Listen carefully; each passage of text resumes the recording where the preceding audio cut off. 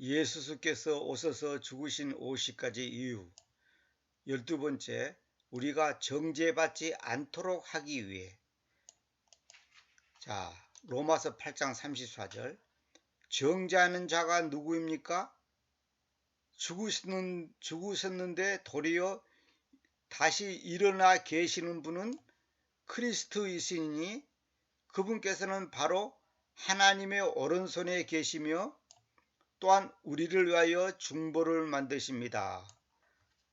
보통 이걸 이제 하나님의 오른손, 이걸 이제 오른쪽 이렇게 번역하잖아요. 그렇게 번역해도 영어로는 틀린 말은 아닙니다. 근데 실제 원어가 손으로 되어 있습니다. 손. 그럼 하나님의 오른손이라는 것이 뭐냐면 당연히 하나님의 오른손이니까 오른쪽이죠. 이 오른손에 계시다 이 말은 뭐냐면 오른쪽에 계시다는 말인데 이거는 뭐냐면 관용적으로 권위와 능력을 상징합니다. 우편, 좌편 이런 말 있잖아요. 이게 오른쪽은 관용적으로 그 권위와 능력. 주로 우리가 그렇잖아요. 우리도 보통 생활 살 때 오른손을 많이 쓰잖아요. 여기서 보면 크리스트이신이 있는데 크리스트가 여기서는 다른 이 번역에는 뭐냐면 예수란 말을 첨가 안 했어요. 이거 크리스트만 있는데 예수란 말을 첨가 안 했어요. 그러니까 다른 번역에는 그리스도 예수이시니 이렇게 해놨죠. 근데 킹제임스는 원래 헬라어도 예수는 없고 크리스트입니다. 크리스트. 크리스트라는 것은 뭐냐면 여러분도 아시다시피 보이지 않는 하나님이 보이는 하나님으로 오신 분, 다시 말하면 왕으로서 직무자로서 구원자로서 오신 분이잖아요. 보통 크리스트가 뭐냐면 기름 부음을 받은 자 그런 뜻이잖아요.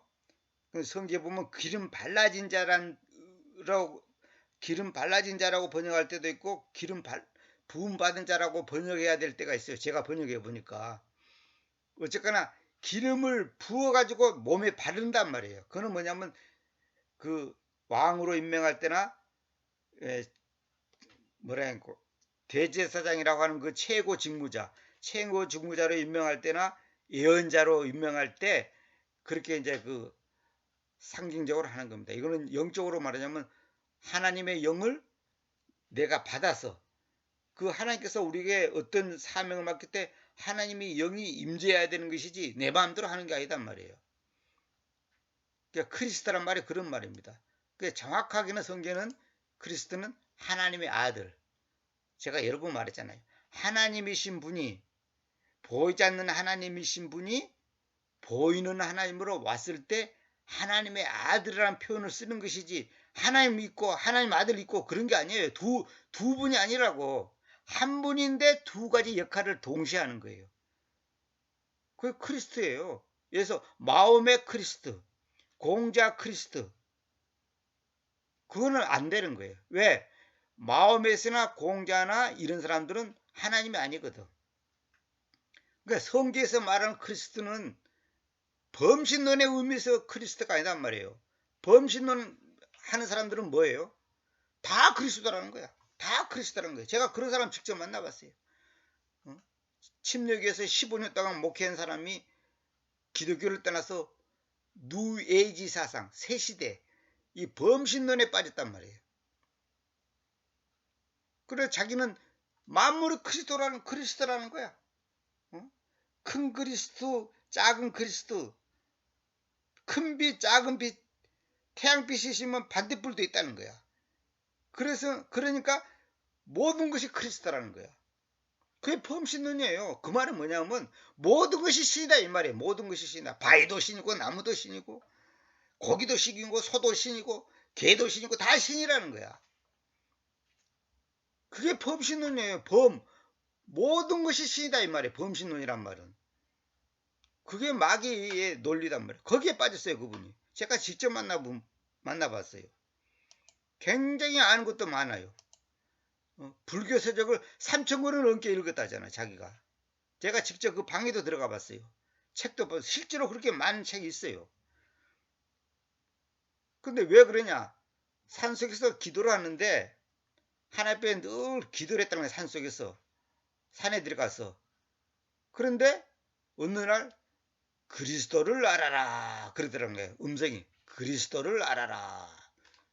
그게 무슨 말인고? 내가 그리스도를 아는데 왜 그러지? 이렇게 생각했다는 거예요. 그러다가 어떻게 이제 범신론 책을 보다 보니까 예수만 그리스도가 아니구나. 공제도 그리스도구나. 석가모니도 그리스도구나. 이런 논리로 빠져버린 거예요. 한마디로 범신론에 빠져버린 거예요.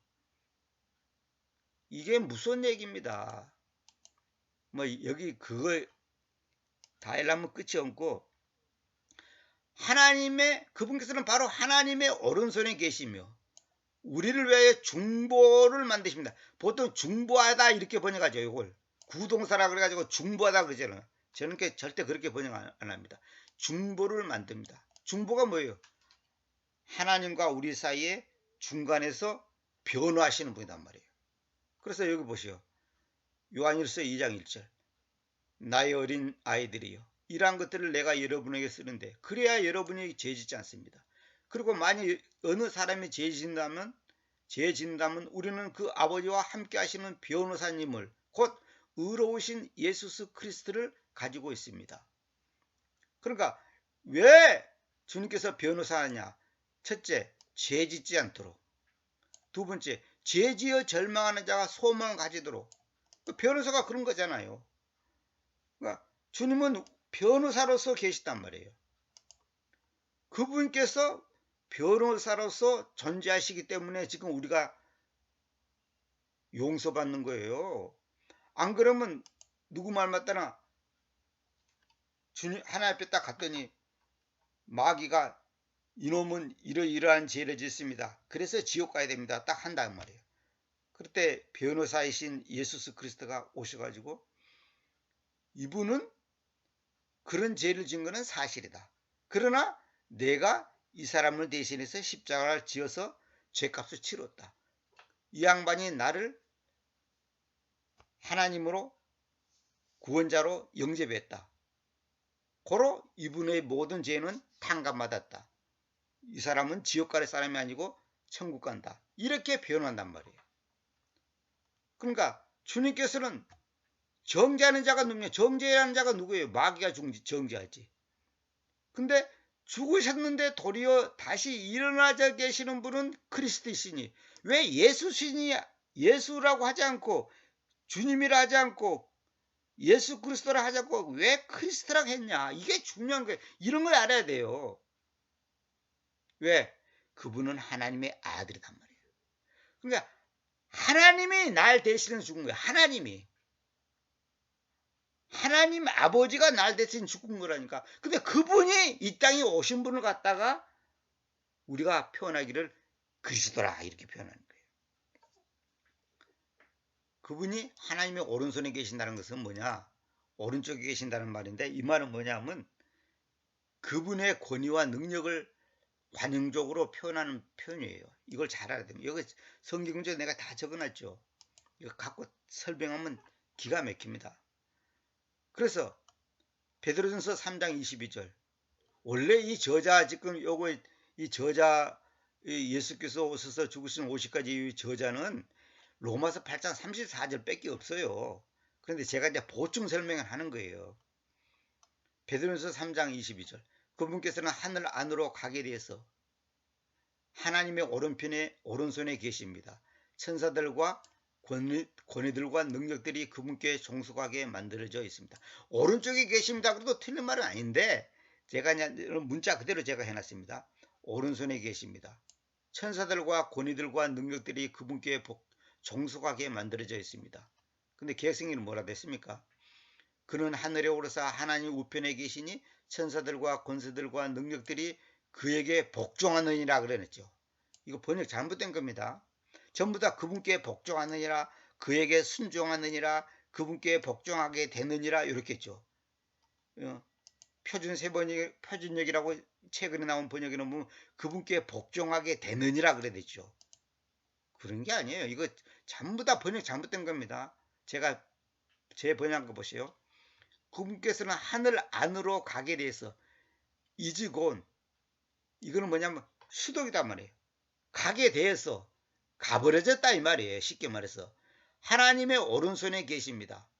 근데 왜 계시냐? 천사들과 권위들과 능력들이 그분께 종속하게 만들어져 있다 이거예요. 종속하게. 그 영어 성경 보면 다양하게 번역되어 있어요. 종속하게 만들어졌다. 종속되었습니다. 종속하였습니다. 순종하였습니다. 복종하게 되었습니다. 복종하느니라 순종하느니라 이런 말이 아니고 여기 단어 설명해놨죠. 복종하다가 있고 종속하다가 있고 종속하는 종속시키다가 있고 굴복시키다 순종하다 이 성경의 단어가 다 달라요. 이 종속이란 말은 뭐냐면 자주성이 없이 주가 되시는 것에 딸려 붙음 이 말은 국어사전에 이렇게 되는데 이 말은 뭐냐면 스스로는 아무것도 할 수 없어. 그러나 그 주인 되시는 분의 모든 것이 달려있다 이 말이에요. 그러니까 천사들과 권위들과 능력들 이거는 뭐냐면 천사 계급을 말하는 건데 그분께 종속하게 만들었다. 그분이 누구예요? 예수수지. 크리스트지. 그 예수수 그분에게 종속하게 만들었다는 거예요. 천사들 권위들 능력들 이 권위 능력이 이게 전부 다 천사 계급을 말하는 겁니다. 만들어졌다. being made 이 단어가 다른 영성경에는 삭제되어 있습니다. 없습니다. 없어요. 다른 영성경에는 없습니다. 만들어져 있다. 이 말은 뭐냐면 모든 천사들도 영적인 그 존재들이 다 예수께 종속하게 만들어져 있다는 거예요. 종속이란 말이 뭐냐? 여기 단어 설명해놨죠. 자주성이 없이 스스로는 아무것도 할 수 없어. 오직 주인 되시는 그 예수의 명령에 따라서 움직인다는 거예요. 이게 종속이에요. 근데 전부 다 이걸 복종, 순종 뭐 이렇게 번역해놨죠. 그렇게 단어가 달라요. 서브밋 복종하다 하고 서브두 이거하고 달라요. 단어가. 종속, 서브젝션, 종속하는 종속시키다, 오베이 순종하다 이 다 달라요. 단어가. 근데 이걸 전부 다 순종하다 복종하다 뭐 이렇게 되는데 그렇게 하면 안 됩니다. 종속에 만들어 있다는 거예요. 이거는 사실 이 지금 본래 저자에게는 이런 구절이 없어요. 근데 제가 지금 넣는 거예요. 그래서 고린도서 1장 30절 그러나 그분에게서 여러분은 그리스도 예수 안에 있으며 그리스도 예수께서는 하나님에게서 우리에게로 지혜와 의로움과 성별과 대속으로 만들어져 계십니다. 만들어져 계신다. is made. 이 만들어져 계신다는 말이 중요한 거예요. 그래서 제가 여러 번 구절을 인용했죠. 요한복음 1장 14절. 그 말씀께서 육체로 만들어졌으며 우리 가운데 거주하시니 육체로 만들었다를 갖다가 전부 다 육체가 되사 이렇게 번역했죠. 육신이 되사, 육신이 되어 뭐 이렇게 번역했죠. 그렇게 하면 안 됩니다. 만들어져 계시는 거예요. 이게 제가 옛날 다른 강의에서 뭐 이거 다 얘기했던 얘기입니다. 그러니까 무슨 말이냐면 하나님의 절대 주권에 의해서 하나님이신 그분이 무한한 사랑으로 이 땅에 오셔서 그분이 우리 죄를 대신해서 우리 죄값을 치르기 위해서 나 대신 죽으셨단 말이에요.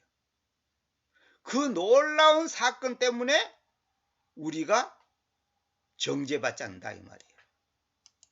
이건 정말로 이거 하나만 알아도 확실히 복음을 아는 건데 이런 걸 정확하게 모르고 가르쳐주지도 않고 두리뭉실하게 애매모호하게 아니까 신앙생활을 30년 40년 해도 구원의 확신도 없고 것도 아니고 저것도 아니고 믿는 것도 아니고 안 믿는 것도 아니고 이런 상태에 있단 말이에요. 한 구절 한 구절 가지고 자세히 얘기하려면 뭐 끝이 없습니다. 그래서 제가 간단하게 설명했는데 오늘 저자는 로마서 8장 34절밖에 없지만은 제가 보충 설명으로 이렇게 했으니까 여러분들이 보시고 정말로 주님께서는 얼마나 나를 사랑하셨는가 그것을 아시기 바랍니다. 딴 거는 다 그만두고 주님께서 왜 이 땅에 오셨을까? 내 대신 죽어야 되기 때문에. 왜? 내 대신 죽지 않으면 내가 정죄받을 수밖에 없는 존재단 말이에요. 정죄받는다는 것은 뭐예요? 너 죄인이지. 지옥 가. 그런데 지옥 가야 될 나를 천국으로 인도하기 위해서는 그 죄값을 치러야 한단 말이에요. 피 흘림이 없이는 죄사함이 없기 때문에 피를 흘려야 돼요. 전에도 말했지만은 목을 매 죽는다든지 굶어 죽는다든지 이렇게 해서는 안 되는 거예요. 반드시 피를 흘려야 돼요. 왜? 우리의 피, 더러운 피가 흘려져야 되거든요. 그러니까 주님의 깨끗한 피가 흘려서 우리의 더러운 피를 깨끗게 하는 거예요. 그래서 하나님의 피와 나의 피, 다시 말하면 하나님의 생명과 나의 생명이 하나가 돼야 돼. 니꼬르 똑같아야 되는 거예요. 그래야지 구원이 이루어지는 거예요. 근데 인간의 힘으로는 안 돼. 도 닦고 참선하고 헌금 많이 하고 봉사 많이 하고 40일 금식 기도한다고 되는 게 아니에요. 이 놀라운 사실을 아멘으로 받아들일 때, 내가 죄인입니다. 그걸 인정할 때, 그것을 고백하고 회개할 때, 내 죄를 회개할 때 주님이 하신 그 사역이, 그 죽으심이 나에게 100% 효력을 발휘하는 거예요. 그래 따더라 이렇게 해서는 안 되는 거예요. 그것을 성경에서는 영접한다, 믿는다 이렇게 표현하는 거예요. 어떤 사람이 나한테 돈을 1억을 준다 하더라도 내가 안 받으면 소용없어요. 내가 받아야 돼. 안 받으면 그건 내 돈이 안 되는 거예요. 받아들여야 된단 말이에요. 받아들여야 돼. 그래서 옛날에 영락교회 그 당회장 지냈던 박주정 목사님 설교를 내가 지금도 기억하는데, 그 80년대에 제가 들었습니다. 그 20대 때인데 저보고 그래요. 아니 저보고 그런 게 아니라 교인들 보고, 성도들 보고, 대한민국에서 제일 부자가 아파가지고 죽게 생겼는데 하도 자기 교회 권사님이 가서 한 번만 가서 전도를 하고 신방이 있으면 좋겠다고 하더래요. 그래서 이름은 안 밝히더라고요. 그런데 제일 부자니까 뭐 뻔한 거 아니에요. 그분이 아파 계시는데, 아파 병원에 있는데 가서 예수님을 영접해서 이러이러해서 천국과 지옥이 있어서 예수님을 영접해서 이렇게 죄 용서 받아서 구원받아야 된다고 이제 복음을 전했대요. 간단하게. 그랬더니 뭐라 그러냐면 수속 절차가 어떻게 되더라. 수속 절차. 천국 가는 수속 절차가 어떠냐 그러더래요. 그러면 그분은 벌써 이 사업적인 머리를 갖고 있기 때문에 돈을 얼마 줘야 되고, 어떤 서류를 꾸며야 되고, 도장을 찍어야 되고, 이런 식으로 머리가 돌아가는 거예요. 그러니까 그런 수속 절차 필요 없고 예수님을 나의 하나님, 나의 구주로 영접만 하면 된다. 그러니까 어떻게 그 놀라운 천국을 가는데 공짜로 갈 수가 있냐. 아무 절차도 없이, 아무 공로도 없이 믿으면 된다는 것이 그 말이 안 된다 이거예요. 거절하더래요. 안 받아들이더래. 그래서 회장님 10억만 헌금하면 됩니다. 이러면 그래요? 비서부 당장 10억 헌금해라고 딱 그러면 그거는 논리가 되고 이론이 되고 말하자면 이해가 되는데, 그런 거 다 필요 없고 헌금도 필요 없고 아무것도 필요 없고 예수님 내 죄를 용서해 주십시오. 예수님을 나의 하나님, 나의 구원자로 받아들입니다. 이렇게 고백해야 된다니까 안 받아들여요. 그런 게 어디 갔냐고 말이야. 수속 절차가 있어야 될 거 아니야. 우리가 부산만 가더라도 표를 사야 되고 차를 타야 되고 돈과 시간을 들여야 되는데 어떻게 천국 가는데 공짜가 어디 갔냐. 공짜가 말이 안 된다는 거예요. 결국 안 받아들였대요. 제가 설교를 직접 들었어요. 지금도 기억해요. 많은 사람들이 이런 식으로 생각하는 거야. 공짜라니까 오히려 싫어. 선한 일을 많이 하십시오. 헌금을 많이 하십시오. 하루에 2시간씩 기도하십시오. 성경을 10번 읽으십시오. 이러면 천국 갑니다. 그러면 말 되네. 그러면 오히려 이해가 될 건데 공짜라니까 싫은 거야. 공짜라니까. 이것이 바로 종교성에 찌들어 있는 인간들의 마인드예요. 종교가 그래서 무서운 거예요. 참선을 하고 새벽에 일어나서 기도를 해야 되고 뭐 선행을 베풀어야 되고 이래야지 될 건데 그냥 공짜라니까 싫다는 거예요. 이 공짜가 뭐야? 한마디로 은혜다 뭐. 은혜가 뭐예요? 값없이 주는 것이 은혜 아닙니까? 공짜로 받았는데 우리는 이 공짜의 은혜를 너무나 값없이 취급하고, 우리가 조그만 어려움이 있으면 어떤 분이 그저께도 누구 간증 들어보니까 내가 수십 년 동안 교회 충성하고 헌금한 것이 얼마나 많은데 내 남편이 아물어 죽어? 나 예수 안 믿어. 하나님이 어디가 있어? 권사란 사람이 그러더라잖아요. 그리고 어떤 사람은 내가 얼마나 검하고 집을 팔았고 예배당 지는데 헌금했는데 세상에 내 사업이 망해버려 거지가 돼? 아니 뭐 목사님들은 설교할 때 뭐 10배 100배 30배 60배 축복인다더니 나는 그것만 믿고 세상에 예배당 지는다길래 집을 팔아갖고 헌금했더니 가게 다 망하고 거지가 돼갖고 나 하나님 안 믿어 그랬다는 거예요. 그게 바로 진짜 복음을 모르고 종교성에 물들어 있는 가짜 신자단 말이에요. 가짜 신자. 그런 다행인 것은 나중에 이제 또 이제 방황하다가 회개하고 주님께로 돌아왔답니다만은, 그리고 사람들이 전부 다 뭔가 공을 세워야지 된다는 생각을 갖고 있단 말이에요. 지금 많은 사람들이 그런 마인드를 갖고 있어요. 내가 이렇게 해야지 하나님께서 저렇게 하실 거고, 그런 기복적인 신앙, 그런 그 사마님적인 그런 그 고목나무 앞에 가서 상체를 놓고 비나이다 하면서 절 10번 하고 뭐 저 절간에 갖고 뭐 3000배 하고 뭐 뭔가 이래야지 될 것 같은 거.